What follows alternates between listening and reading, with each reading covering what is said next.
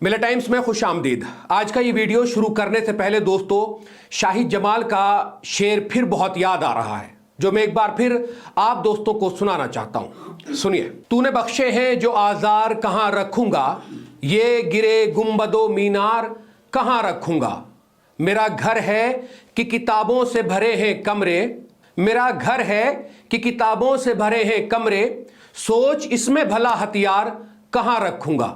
अपने बच्चों से हर एक जुल्म छुपा लूंगा मगर, अपने बच्चों से हर एक जुल्म छुपा लूंगा मगर, 6 दिसंबर तेरे अखबार कहां रखूंगा। आज इस तरह के हालात हमारे देश में हैं और लगातार मुसलमानों को टारगेट किया जा रहा है, मसाजिदों को टारगेट किया जा रहा है, दरगाह को टारगेट किया जा रहा है। वक्फ अमेंडमेंट बिल की बहुत ज्यादा बात हो रही है। ऐसे में जहां देखो मस्जिद को लेकर एक नई कहानी सामने आ जाती है। देश भर में इन दिनों रमजान का महीना चल रहा है, वहीं दूसरी ओर बोर्ड कक्षाओं की परीक्षाएं भी आयोजित की जा रही हैं। परीक्षाओं को देखते हुए प्रशासन ने बड़ा फैसला लिया है। दरअसल प्रशासन ने फर्रुखाबाद जनपद के फतेहगढ़ स्थित म्युनिसिपल इंटर कॉलेज में स्थित एक मस्जिद में रमजान में नमाज पढ़ने की जो है वो पाबंदी लगा दी है। रमजान के दौरान नमाज पढ़ने पर रोक लगाए जाने को लेकर अधिकारियों ने कहा है कि बोर्ड परीक्षा के दौरान कोई व्यवधान उत्पन्न ना हो, इसलिए यह व्यवस्था की गई है। परीक्षा के दौरान व्यवधान उत्पन्न करने पर 1 करोड़ रुपए का जुर्माना लगाने की बात कही गई है। वहां मस्जिद है, अगर नमाज आप पढ़ने जाते हैं, परीक्षा चल रही है तो ये व्यवधान हो जाएगा और आप पे 1 करोड़ रुपए का जुर्माना लग जाएगा। जिला अधिकारी के मुताबिक जब तक बोर्ड परीक्षाएं संचालित हो रही हैं तब तक ये रोक जारी रहेगी। उधर मुस्लिम पक्ष ने डीएम से मिलकर मस्जिद में नमाज पढ़ने की गुहार लगाई है।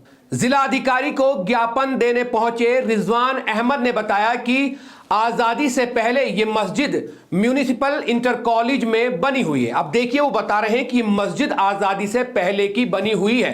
यहां रमजान में नमाज और तरावी की जाती रही है।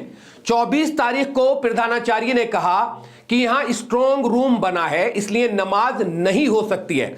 अब स्कूल में जो पेपर होते हैं, जो क्वेश्चन पेपर होता है, वो स्ट्रांग रूम में रखा जाता है। जो स्कूल में स्ट्रांग रूम बना हुआ है उसी की वजह से जो है यहां पर नमाज नहीं पढ़ी जा सकती है। इसके बाद कोतवाल साहब आए तो उन्होंने कहा कि डीएम साहब से लिखवाकर दे दीजिए, जिसके बाद हमने डीएम साहब से मिलकर 21 लोगों को नमाज पढ़ने की अनुमति मांगी है। मतलब उन्होंने कहा कि हमने सिर्फ 21 लोग नमाज पढ़ लें, ऐसी एक अनुमति मांगी है।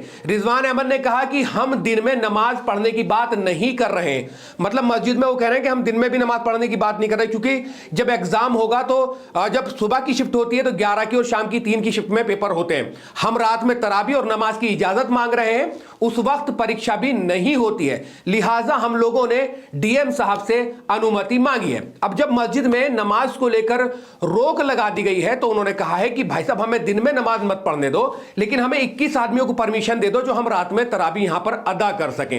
अब मैं आपको बता दूं जिस वजह से नमाज रोकी गई है। यूपी बोर्ड परीक्षा में स्ट्रांग रूम होता क्या है? वो सुरक्षित कमरा होता है जहां परीक्षा के प्रश्न पत्र रखे जाते हैं, जिनकी सुरक्षा के लिए डबल लॉक, अलमारियां और सीसीटीवी कैमरे लगाए जाते हैं। यूपी बोर्ड परीक्षा में प्रश्न पत्रों की सुरक्षा के लिए सभी परीक्षा केंद्रों पर स्ट्रांग रूम जो है वो बनाए गए हैं। इसी के मातहत, इसी के मद्देनजर जो है फतेहपुर में जो ये पूरा मामला हुआ है, इसमें मस्जिद में जो नमाज पढ़ने को रोका गया है। और बात मस्जिद में नमाज पढ़ने को रोकने की नहीं है, बल्कि यह है कि अगर वहां पर किसी ने परेशानी पैदा की और नमाज पढ़ी तो 1 करोड़ रुपए का जुर्माना भी देना पड़ेगा। इन स्ट्रांग रूम में लोहे की डबल लॉक अलमारियां होती हैं जिनमें क्वेश्चन पेपर रखे जाते हैं। स्ट्रांग रूम में नाइट विजन वाले सीसीटीवी कैमरे और वॉइस रिकॉर्डर लगाए जाते हैं जो 24 घंटे काम करते हैं। जब इतनी तगड़ी सिक्योरिटी होती है स्ट्रांग रूम की, अगर वहां मस्जिद है और आजादी से पहले की मस्जिद है जहां पर लगातार 5 वक्त की नमाज अदा की जा रही है, जहां पर तराबियां अदा की जाती होंगी, जहां पर रोजों में अफ्तार होता होगा, तो फिर वहां पर नमाज में पाबंदी क्यों लगाई गई है? स्ट्रांग रूम की सुरक्षा के लिए पुलिस बल भी तैनात किया जाता है। स्ट्रांग रूम को स्टैटिक मजिस्ट्रेट, केंद्र व्यवस्थापक और बाह्य केंद्र व्यवस्थापक की उपस्थिति में परीक्षा शुरू होने के 1 घंटे पहले खोला जाता है और परीक्षा खत्म होने के 1 घंटे बाद बंद किया जाता है। स्ट्रांग रूम में क्वेश्चन पेपर रखने के लिए प्रधानाचार्य कक्ष से अलग सुरक्षित कक्ष का उपयोग किया जाता है। मतलब वो जो प्रिंसिपल होता है उसके कमरे में भी नहीं रखा जाता है, कि स्ट्रांग रूम बनाया जाता है वहां पर रखा जाता है, जिसके चारों तरफ बहुत ज्यादा सिक्योरिटी होती है।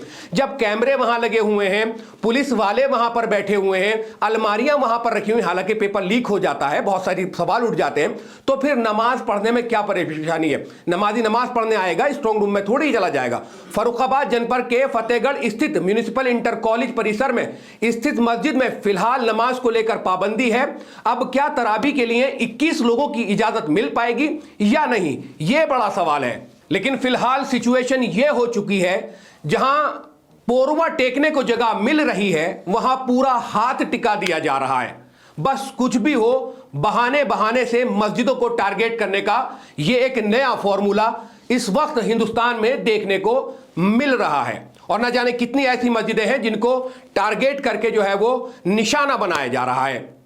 एक शेर है कि वाइस तेरी दुआओं में असर हो तो मस्जिद को हिला के दिखा, नहीं तो 2 घूंट पी और मस्जिद को हिलता हुआ देख। मिर्जा गालिब ने यह शेर कहा था। ऐसा ही लगता है कि जब तुम्हारे बस की कुछ नहीं है तो 2 घूंट पियो और सारी चीजों को हिलता हुआ देखो। आपका क्या कुछ कहना है इस पूरे सिनेरियो को लेकर? वीडियो के कमेंट सेक्शन में कमेंट्स करके हमें अपनी राय जरूर दें। शुक्रिया।